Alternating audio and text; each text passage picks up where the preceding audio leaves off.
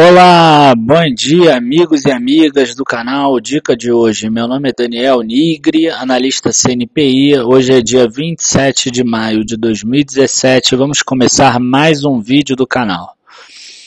Hoje, como vocês sabem, no dia de sábado eu falo sempre sobre algum aspecto de economia e hoje eu vou falar sobre um assunto que me pediram muito durante a semana porque acabou que subiu muito.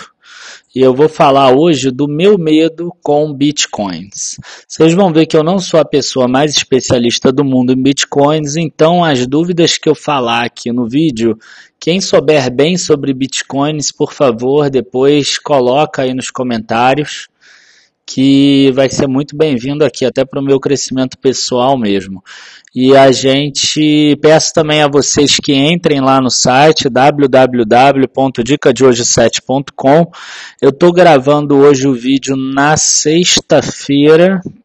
Vocês sabem que eu estou com um curso de opções montado.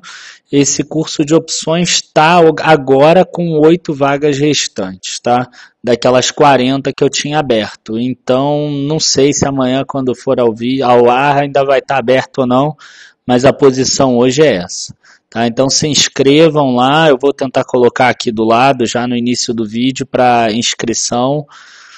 E vamos começar o vídeo agora. Meu medo com bitcoins.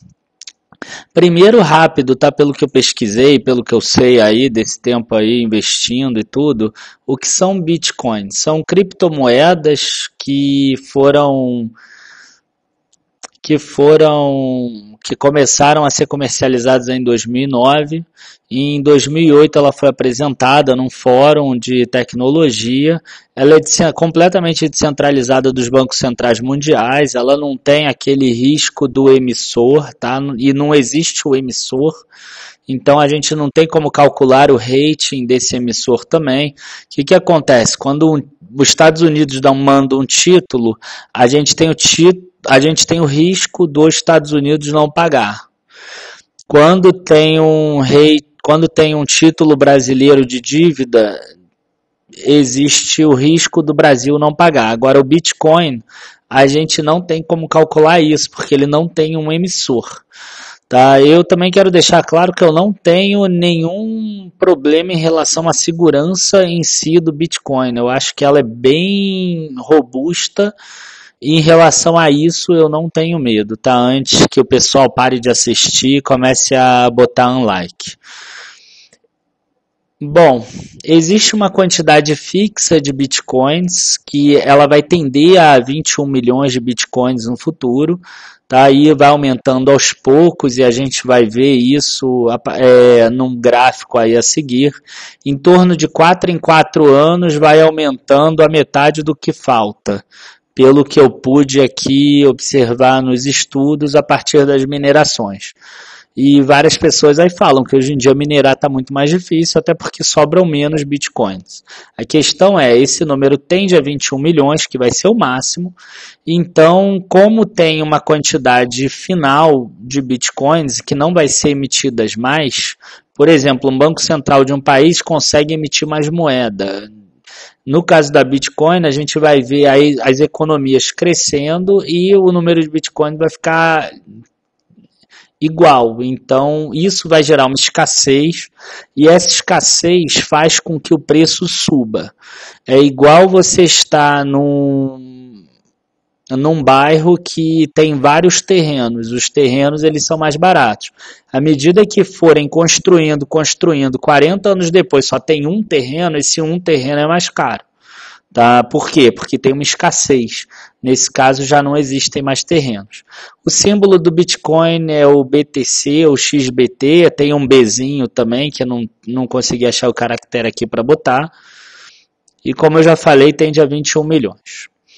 Como essa Bitcoin tem sido usada? Ela tem sido usada para transferir recursos e inclusive dinheiro que não existe para o sistema financeiro mundial. São os dinheiros aí de caixa 2, dinheiros ilegais que tem aí no mundo, ou às vezes até dinheiro que existe, mas só que a pessoa precisa transferir por qualquer restrição em algum país, o que acontece muito na China.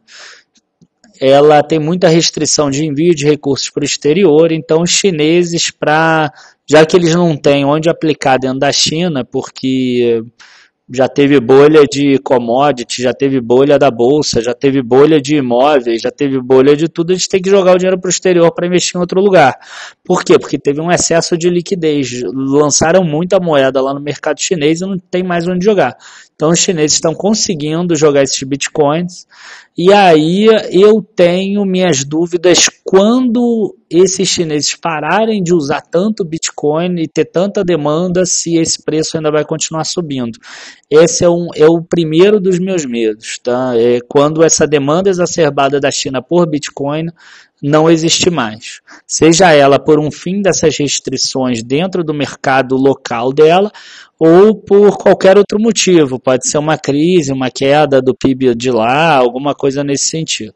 Ou uma enxugada mesmo dos valores do dinheiro, das emissões de moeda que existem lá na China. E como eu falei antes, eu não tenho medo com relação à segurança dos bitcoins. E eu não vou entrar aqui em muitos méritos, mas tem uma chave pública, uma chave privada. Só a pessoa que investir, você tem que tomar muito cuidado, porque você não pode perder a sua chave privada, senão você perde os bitcoins. Tá? Aqui, como eu falei, o número total de bitcoins ao longo do tempo, vocês veem que de 4 em 4 anos, mais ou menos, ele sobe. Olha, aqui em 2013 tinha aqui perto de 10 milhões de bitcoins já, aí você pega 3 anos depois, em 2017, já tinha 16 milhões, quer dizer, aqui tinha metade dos bitcoins, aqui já tem 75%, a expectativa é que em 2021 tenha a metade do que falta de 25%, que é 87,5%. Aqui em 2025 a expectativa é que tenha metade de 12,5%, ou 6,25% faltando, e assim por diante. Tá? Essa foto foi tirada aqui da Wikipedia. Então vamos começar a falar dos meus medos. Tá? O primeiro eu já falei antes, tá? Em relação à China, que eu botei aqui no número 3.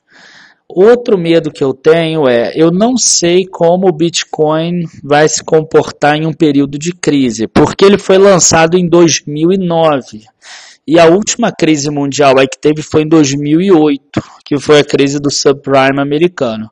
Então eu não sei como ele vai se comportar. Eu não sei se as pessoas vão ter medo, vão tirar do Bitcoin para botar em mercados teoricamente mais seguros, tá? Como os títulos americanos, por exemplo, que é o que fazem com mercados emergentes, ou se eles vão considerar o Bitcoin como mais seguro ainda e vão aportar para aí. Nesse caso, ele subiria mais ainda. Você teria um excesso de demanda pelo Bitcoin, enquanto na outra forma teria um excesso de oferta. Como eu não sei como vai se comportar, e eu sei que existem aí algumas bolhas no mundo que podem explodir, eu já fiz alguns vídeos sobre isso, eu prefiro ficar de fora nesse sentido, porque eu tenho um certo medo em relação a isso. A outra questão da China aqui, que é o meu segundo medo. O terceiro medo meu tem a ver com a valorização recente. E eu vou comparar isso com a bolha que teve das .com. A .com era bem próximo das bitcoins no sentido que era um mercado novo, era um mercado desconhecido, era um mercado que não existia histórico e um mercado que teoricamente poderia crescer indefinidamente. É a mesma coisa da Bitcoin, porque ela tem uma quantidade limite de uma quantidade X de moedas, então se a demanda por ela aumentar muito, ela pode crescer indefinidamente. Então, a gente não tem ainda formas de se calcular isso. A gente vê que nesse mês aqui, esse aqui é um gráfico mensal de Bitcoin em dólar, a gente vê que ela deu uma estilingada forte aqui. Ela subiu só esse mês coisa de 70% a 80%, talvez até 100%. Então, se a gente pegar aqui desse mínimo, talvez perto de 100%, a gente vê que ela já teve uma estilingada anterior, que foi aqui. E o que aconteceu depois a gente vê aqui, né? Vocês estão vendo aqui o que aconteceu depois, certo? Não sei se vai acontecer aqui a mesma coisa, tá? Aí eu pego aqui o gráfico do estouro da bolha das .com. Na época, as .com eram empresas que abriam capital, elas às vezes não tinham receita nenhuma, mas elas tinham um potencial enorme de crescimento.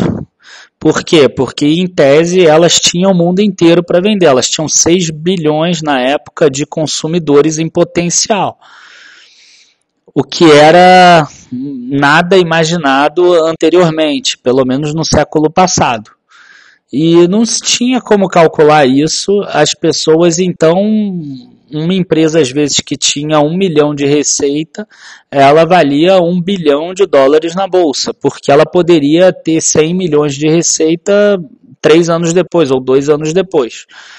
E aí o que aconteceu? A gente tem aqui de 95, principalmente 98 e 99, a gente tem uma alta muito grande, que saiu de 1.400, 1.500 pontos, até aqui chegou a mais de 5.000 pontos. Esse gráfico aqui não está chegando acima de 5.000, mas chegou a bater acima de 5.000 pontos na máxima, é que o mês não deve ter fechado em 5.000 pontos. Aí o que a gente vê aqui? Eu não sei se a Bitcoin está num ponto assim, ó, que também foi grande, ou se está num ponto assim, a ponto de cair tudo. Ou se vai ter vários pontos assim e vai subir bastante antes de cair. Tá? Eu não tenho como determinar isso. O que aconteceu lá é que estourou mesmo e as pessoas que tinham aqui nos 5.000 pontos chegou a cair para 1.294, coisa de 1 ano e meio depois. Então, uma queda aí de 76% e que demorou 15 anos para voltar ao patamar anterior. Tá? Várias dessas empresas aqui faliram, mas várias mesmo lá no Wikipedia eu tentei pegar, tinha assim mais de 50 empresas que faliram assim que estourou essa bolha aqui das .com.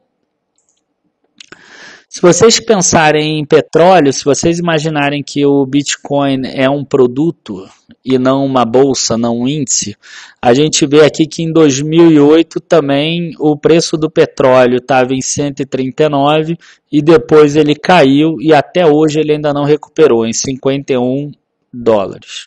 Por que eu estou falando do preço do petróleo?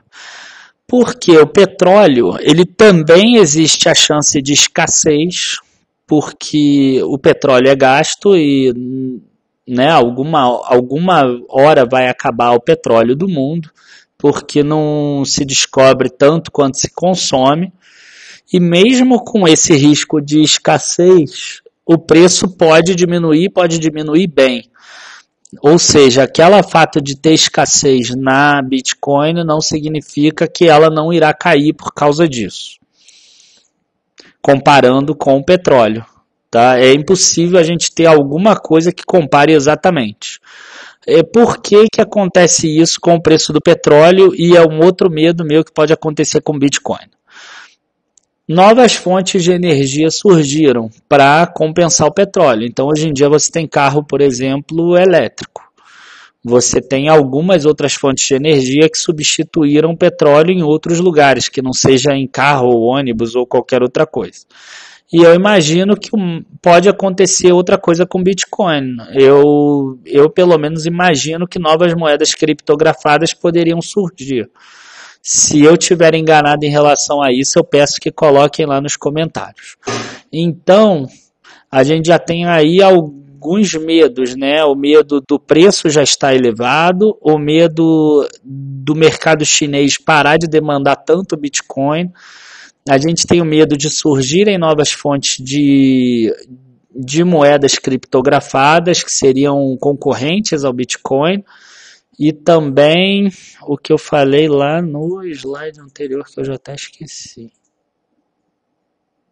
E como o Bitcoin irá se comportar em um período de crise. Então aí já tem 4 medos que eu tenho.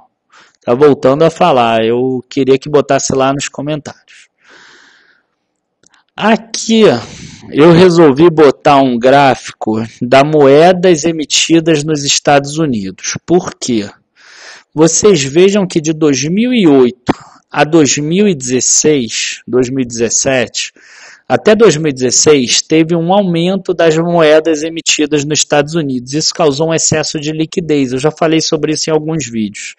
Parte desse dinheiro aqui de excesso de liquidez acabou migrando para os bitcoins.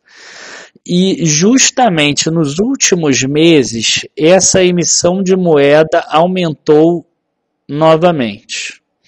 Então, eu acho que parte desse aumento do Bitcoin pode estar atrelado a esse aumento do agregado monetário M0, da base restrita de moeda que os Estados Unidos lançou. Foi só para colocar esse ponto que eu acabei falando. E como conclusão, eu gostaria de citar Warren Buffett. Por quê? Em 1999, quando as .com estavam crescendo muito, e aí eu estou falando de alta de 400% em dólar em 1 ou 2 anos, em 1 ano e meio talvez, todo mundo perguntava para o Warren Buffett, por que você não investe nas .com? Por que você não investe? Todo mundo está ganhando rios de dinheiro. E ele sempre respondeu, tá? E ele foi até taxado de antiquado naquela época, em 99, dizendo que o risco vem de não saber o que você está fazendo. Ou se não, uma outra frase. Os investimentos precisam ser racionais. Se você não entende deles, não invista. Ou ainda, se você entende uma ideia, consegue expressá-la de modo que os outros possam entendê-la. Então, quer dizer, ele não entendia ainda a ideia da .com naquela época. Hoje em dia ele já está investindo em Apple. Os investimentos, né, porque hoje em dia o computador já é mais presente, né, as pessoas já estão entendendo mais o potencial que existe na venda online. Naquela época era muito inicial, era muito incipiente ainda, exatamente como é a Bitcoin hoje. Os investimentos precisam ser racionais, se você não entende deles, não invista. Ele não entendia sobre .com naquele momento e ele não queria ter esse risco de fazer uma coisa que ele não sabe o que ele está fazendo. E eu sigo a mesma estratégia. Eu não entendo de Bitcoin também, então eu prefiro não investir em Bitcoin. E por mais que ela suba 100% em um mês, por mais que ela suba 90% em um mês, parabéns para quem entende. Parabéns para essas pessoas que ganharam, espero que continuem ganhando. Mas para mim não interessa. Por quê? Porque eu não entendo. Tá? Enfim, a gente chegou aí mais o final de mais um vídeo, eu espero que tenha ficado claro, espero que quem ama Bitcoin não tenha ficado chateado comigo. E pedir para todo mundo aí entrar lá, ver o site www.dicadehoje7.com. Hoje eu coloquei um artigo novo sobre qual seria a melhor aplicação. Peguei desde o início do Plano Real, cada uma delas, a taxa Selic, a inflação, a poupança, a própria bolsa, e a gente vê lá qual é a melhor aplicação desde o início do Plano Real. Provavelmente vocês vão ficar surpresos, talvez não. E lembrar também do curso de opções. Quem ainda não se inscreveu no mini curso gratuito, se inscreva, pelo menos para abrir a cabeça para esse novo mercado que existe de opções, que serve tanto para proteger a carteira ou para rentabilizar. E queria agradecer aí a todos de novo, curtam o vídeo, compartilhem com os amigos, se inscrevam no canal. E bom final de semana a todos, abraços e bons negócios na segunda. Tchau, tchau.